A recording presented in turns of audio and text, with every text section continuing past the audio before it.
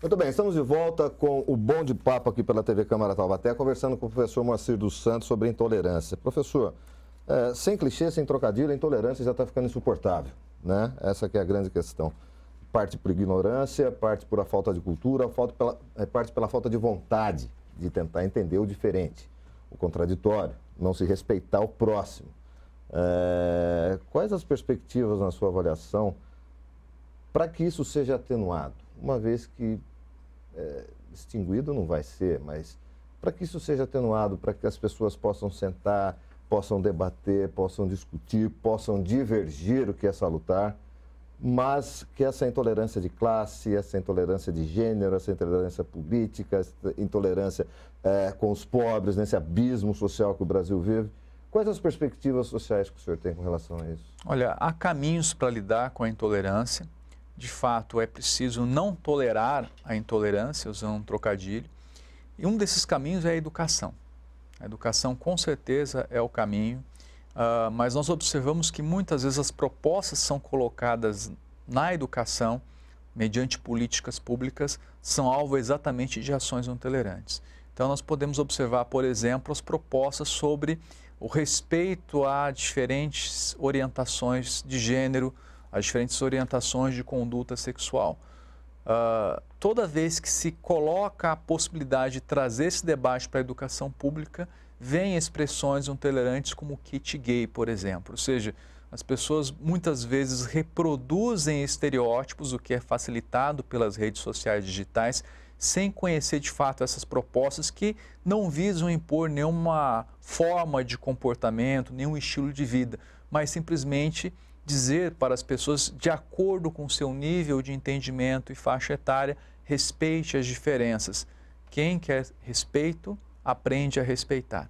Então, esse é o caminho, mas contraditoriamente há iniciativas contra o combate à intolerância em relação às ações que podem ser realizadas no âmbito da educação. A educação que o senhor fala na forma acadêmica, mas também passa pela casa, pela família, pelos pais. Sim, isso passa pelas escolas, em todos os níveis de ensino, ou seja, desde o nível básico até a universidade, mas passa pelas famílias também realizarem esse autoexame. Ou seja, se eu quero que o meu filho, que a minha filha, sejam pessoas que respeitem a diversidade, eu tenho que dar o exemplo. Ou seja, nada de contar piadas sobre nordestinos, sobre negros, sobre portugueses, sobre homossexuais e assim por diante.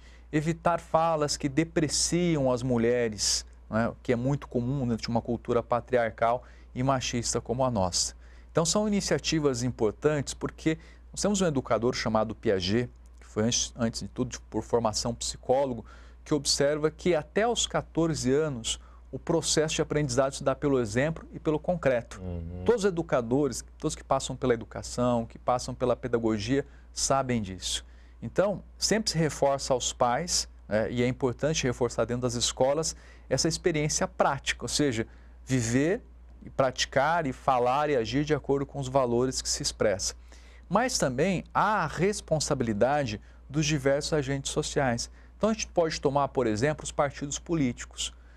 De maneira geral, salvo exceções, o que nós vemos são discursos beligerantes, são discursos que buscam culpabilizar o adversário político pelos problemas e não se concentram na proposição, no debate de políticas públicas, de alternativas para melhorar a condição de vida da população.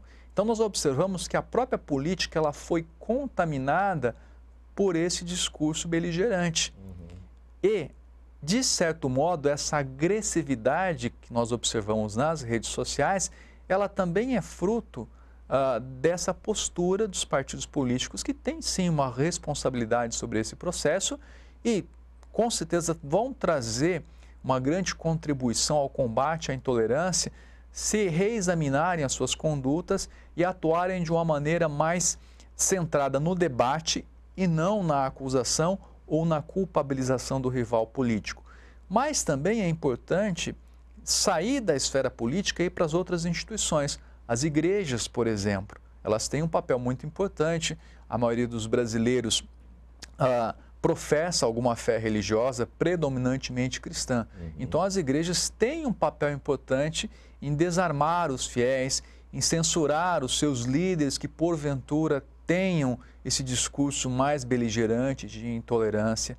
Então, as instituições sociais como um todo, passando pelas instituições estatais, pelos partidos políticos e pelas diversas entidades da sociedade, têm esse papel. A gente pode tomar o exemplo do principal esporte, daquele que é mais seguido pelos brasileiros, que é o futebol. Ou seja, algo que deveria ser de lazer, de entretenimento, se tornou um espaço de violência.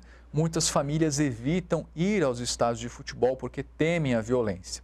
O que não é também privilégio nosso, né? Porque nós estamos em pleno andamento da Eurocopa, torcidas de vários países se matando, né? Isso na Europa, na França. Sim, mas o que nós vamos observar em relação ao Brasil, mas essa violência que permeia o futebol, é a forte rivalidade e a forte frustração que a não vitória, que o não êxito gera. Né? Então, nós vamos observar que os clubes têm um papel em relação a essa violência, assim como as entidades que organizam as competições de futebol, porque hoje se valoriza muito o sucesso, muito a vitória. Se o clube ou a seleção não é vitorioso, não obtém o primeiro lugar nas competições que disputa, isso já é motivo de violência entre torcidas ou mesmo da torcida para com seus jogadores, como já foi recorrente em vários clubes de futebol no Brasil. Sim, isso é totalmente reprovável. Sim. Completamente reprovável isso, né? E o esporte só tem um vencedor em cada campeonato. Sim, lógico. Não é?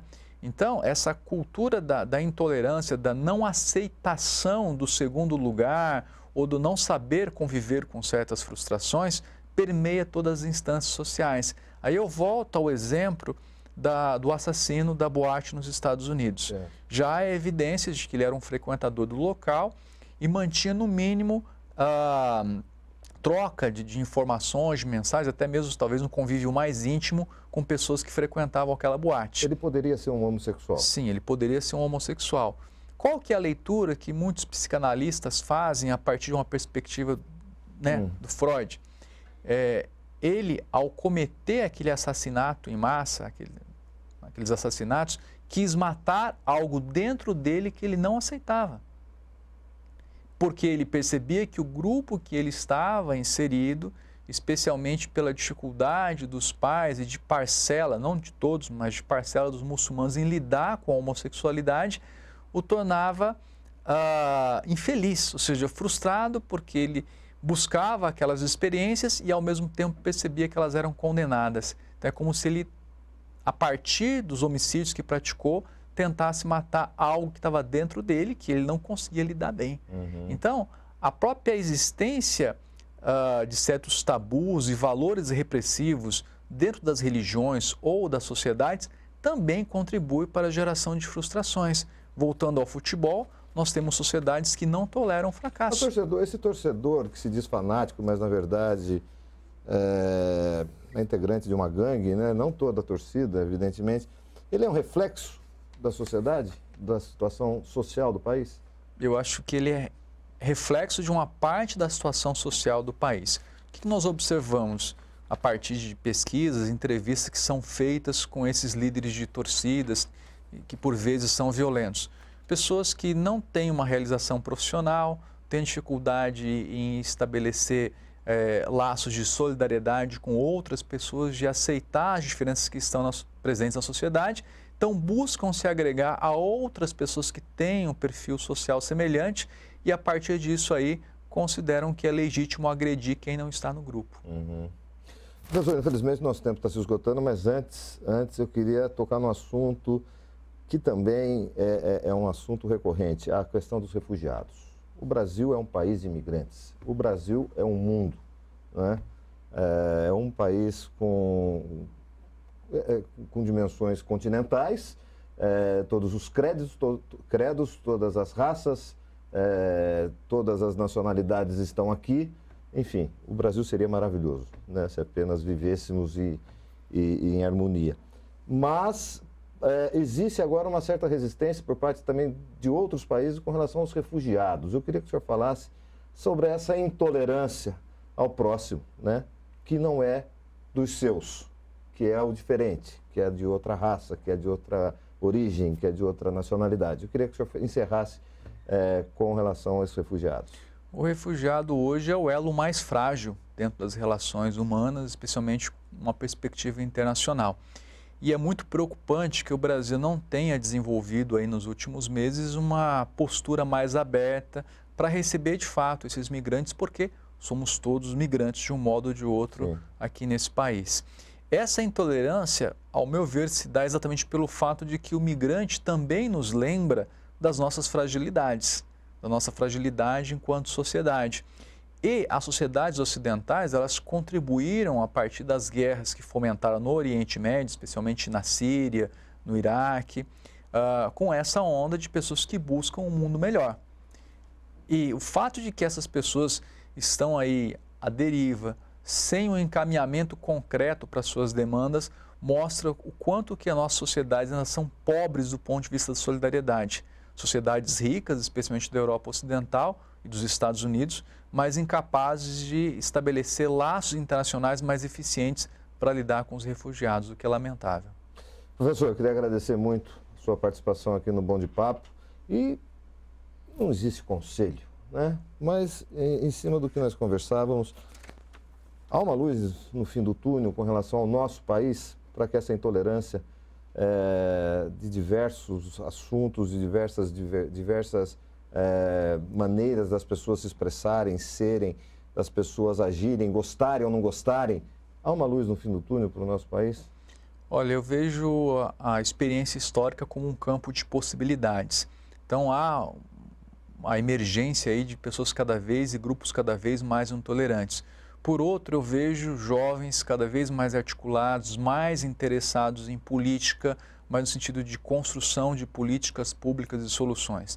Então, eu vejo que há sim uma luz no fim do túnel, há perspectivas positivas, porque, de maneira geral, a sociedade está cansada desse fla-flu político, está cansada da intolerância, ou seja, há intolerância no país? Infelizmente ela existe em diversas situações, como mencionado aqui na nossa conversa. Mas há também, por parte da maioria das pessoas, a expectativa de soluções. Então eu vejo que há sim uma possibilidade, as pessoas estão cansadas. E como elas estão cansadas, só existe um caminho, o debate construtivo. Muito bom. Obrigado, professor. Conversamos com o professor Moacir dos Santos, doutor em História, historiador, conversando aqui. Esse aqui é Bom de Papo. Queria agradecer a ele e agradecer a você que nos acompanha aqui no canal 4 da NET. TV Câmara Taubaté, a primeira TV legislativa do Vale. Até a próxima. Falamos de tudo.